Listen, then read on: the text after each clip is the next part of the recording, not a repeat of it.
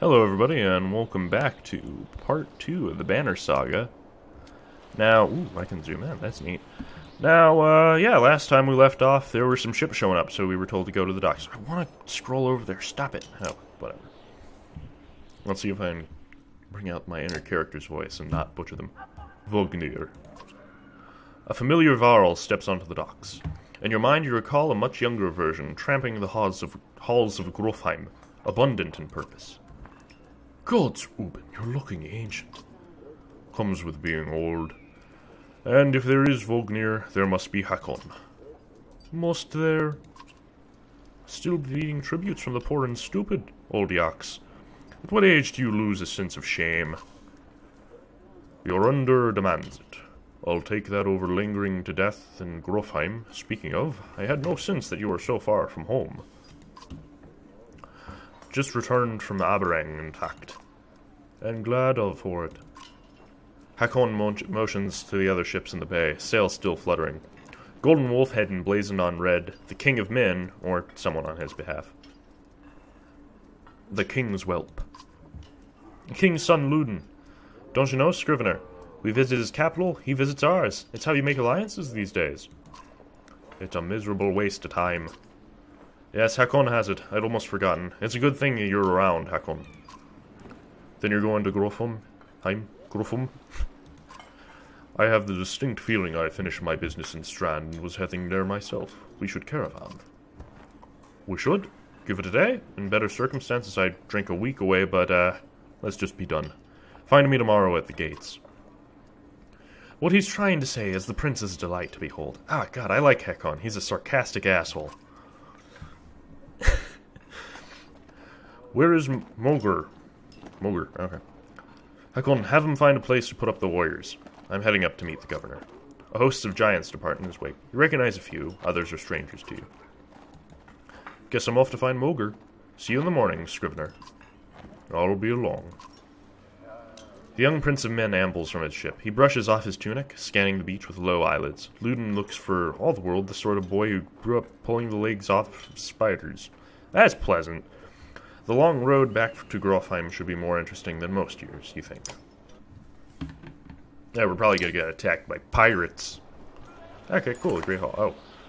Wariness suddenly settles in, and you chuckle to yourself about what an odd day it has been.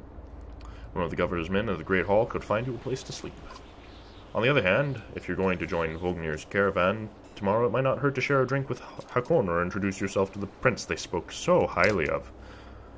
Okay, so I could take some time to talk to him. I'm going to talk to Hakon because, as I said, he's a sarcastic, likable asshole. Scrivener! You find Hakon in the mead house surrounded by other Varl. Strand is no stranger to Varl, but rarely sees this many. Hakon raves you over. Went straight for a flagon. Vognir's the one who agreed to pass up a drink. I wasn't invited to the governor's hall anyway. You already missed the massacre. Every year I make the rounds collecting taxes. Every year it's the human settlements that give me trouble. No surprise. What this time? When I got there, the great hall was already full of bodies. We added a few more. Ha! Humans. I guess if I lived only as long as a Yok's fart, I might be desperate to make something of myself, too. It's not too late to start trying. Hakon. Oh! Burn! Hakon lets it slip a low chuckle. Any Varl could recount his deeds, known as he is cutting swath through dredge at Vognir's side in the Second War, and regularly since then. Down here I'm a glorified bodyguard. You might have a point. Just another reason to get back to Grofheim. Soon enough, I imagine. You drink until the mead house becomes overbearing, then step back into the cool air outside. Yeah, cool my ass, it's fucking freezing out there. Look at all that snow. Now let's talk to this prince guy, I bet he's a dick. Is this the right place? You find the prince at an inn. Guards blanket the building, including a sharp-eyed Varl who must be working for Luden. A woman in red eventually waves you over and stands nearby, arms crossed. Greetings, Prince Luden. Yes, you're with Vognir? I don't remember you. Not exactly. I've known Vognir a long time. I'll be joining you on the path back to Grofheim with my guards. Luden looks up for the first time. The woman doesn't react. Why? I work for the king, carrying tithes to the capital. We crossed by chance. Oh, a tax collector. Fine company. What do you want?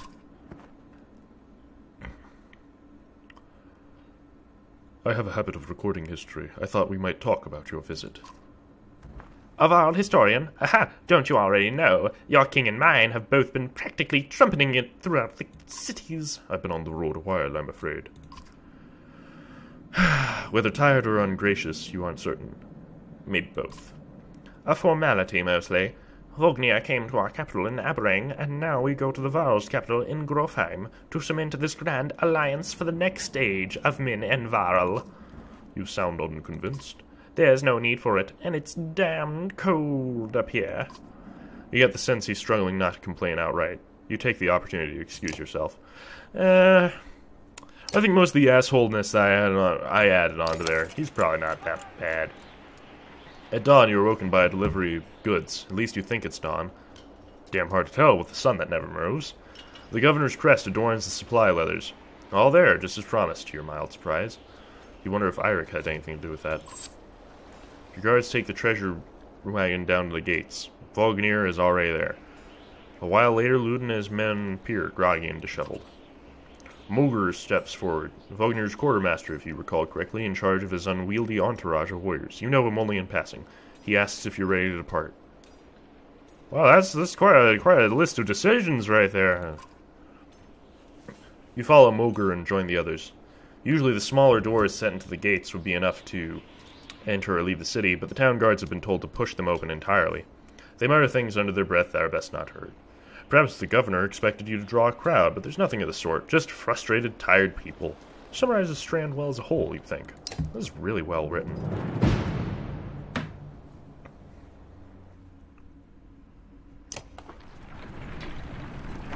Oh, yeah, look at what's going over there. Wow, this is gorgeous. Look at that art. Oh, and I can zoom in, too. They don't really have walk animations exactly. They're kind of just sliding over the snow. That's cute. Then skip to the normal view. Oh, this is days.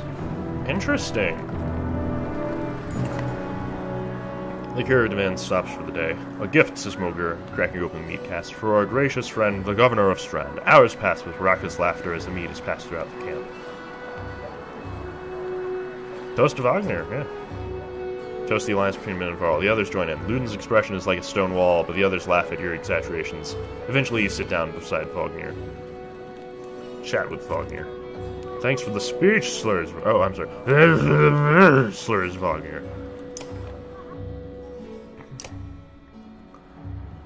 Looks like you didn't have to miss out after all. Am I still slurring? I'm not gonna slur. I won't bother you with that. I'll slur maybe a little bit. Thanks to Moger, I thought the damn governor would never shut up. Did he give you the history of his entire family? He tried. Then he asked me to clean up his mess. For your benefit, it turns out. I'd have given the job to you too. Gods, there's no joy in politics. Speaking of, what happens after this business with Luden? Hopefully the boy goes back to Aberang on his own, and I can take out some frustration on Dredge or something. Starting to sound like Hakon. You don't like the life of a diplomat? Ah, don't you miss the fight, Uben? You down your meat instead of replying. Vognir slouches and shakes his head. There's no great joy in killing Dredge, but this...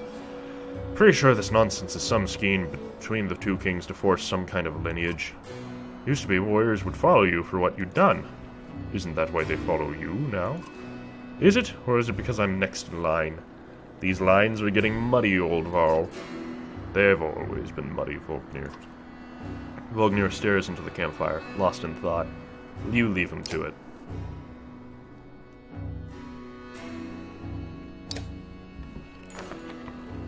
You rise groggily, the campsite a casualty of merriment. Moger is already kicking warriors awake when you spot Luden stalking in your direction. He sidesteps sleeping with the bodies. Better wake up, you nudge Vognir. You're needed. Yeah, okay. What's going on? It's Luden. Always a pleasure. You look well rested. Vognir releases a caged yawn and released a hard-eyed stare in return. Receives her. How long to Grofheim? We're only 2 days out of Strand, you know. Come, I'll show you on a map. Is Grafheim gonna be like 3 weeks? Because I don't got that kind of time. Ain't no one got time for that.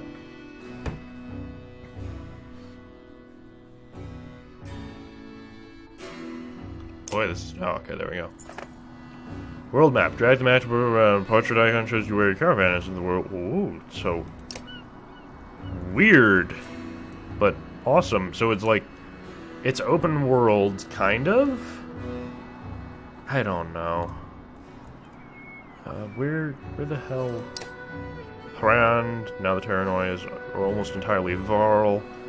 But where is Grofheim?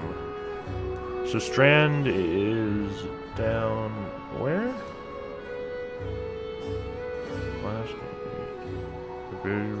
Long Reach. I don't know, we'll figure it out. So is this game open world, or is it story driven, or is it linear, or is it both? We head north, then east, past the forts. Grofheim's far from Strand. Going to be a long march. You should have drank last night, Luden.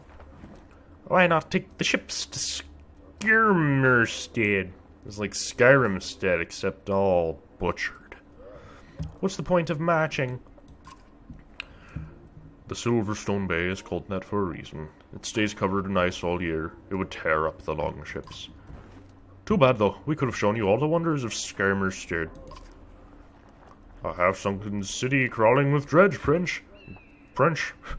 Dredge and glaciers. You like glaciers? Ludnik scales through the nose, a poor disguise for his contempt. He turns and bats aside the tent flats as he goes, barking at his company in the distance. Don't poke the ounter, Vognir. He seems no happier to be here than you. Spend a few more days with the boy, old friend. You'll be looking for a tall cliff to hop off, too. Luden's got a shorter wick than Hakon. Thanks, Vognir. Let's get moving. Another half day to Virfell if we're lucky. Man, I would make the best Viking with my pronunciations of everything. Camp is where you manage your caravan. During travel, you can air camp at any time by tapping the camp button on the travel HUD. While at camp or in towns, you can upgrade your allies or equip them in the hero's tent. You can pass time using the rest tent. Resting will improve the caravan's morale. High morale will reduce casualties in war and reduce... Each passing day will use supplies, so only rest when necessary. The trading tent will allow you to safely try out any characters in a mock battle. Oh, okay, cool. Alright, so we'll click the hero's tent.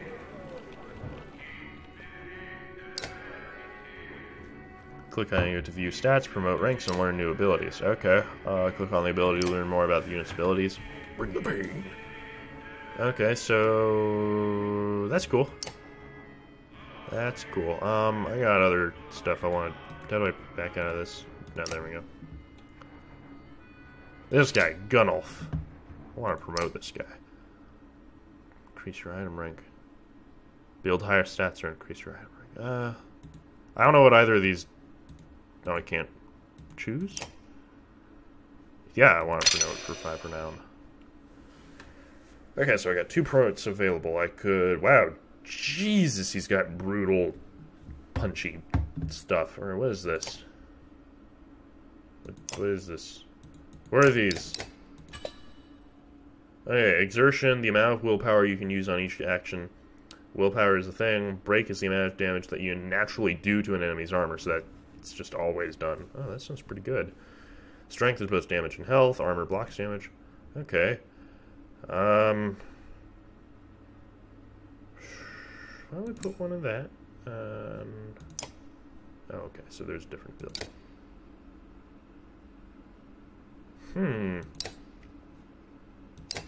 So, can I upgrade these or no? Oh, I don't know. So, we'll boost the armor damage. Or wait, no, we'll boost that. Okay, cool. Back out. And back out again. Okay. This game might not be as well suited for a Let's Play as I thought it was, because it seems to have some open world stuff. Okay, so training. I don't really want to train, let's just go to the next thing.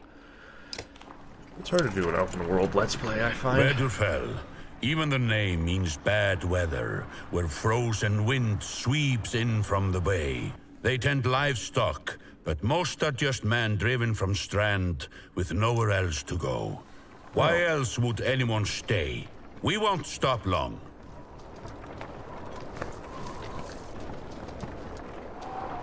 So I'm guessing that those things, bottom right hand, are Yaxes. They look like a Yax. By Harderborg, that's a lot of arrows for some missing cattle. Cattle? What? A couple days back, sent word to Strand about the cattle. Didn't expect an army. He looks pleased with himself until it sinks in that you aren't here on his behalf. Where have your cattle gone? Wouldn't know. Me boys seen them up the cliff. Didn't know many men could hoist a whole cow by himself. Scalfings out there, maybe. Could they have Farrell working for them? Not from what the governor told me. I'm going to take a look around and get camp set up. The peasant spits, his eyes anxiously darting about as the caravan sets up tents. We'll be here no more than a day. There's several for any food you got. For hundreds of Farrell? Are you serious? Whatever you're willing to sell. You think I'm squatting? Not enough room for a couple of hunters. Here, forget hundreds of... Shut up. Hear that? Where's Luke? It's faint. It's faint. It sounds like fighting and something else. Hakon takes off at a run. Ooh, we're getting into a fight! Oh, and... I'm almost all out of time here, it seems. Well, shit! Oh, okay, so we're just in a battle. Alright, guys, well, I'm very sorry, but it seems like this is the best time to end the episode, because we're at, like, the 15-minute mark now. So I'll see you next time, but don't worry, it'll pick up right at this point.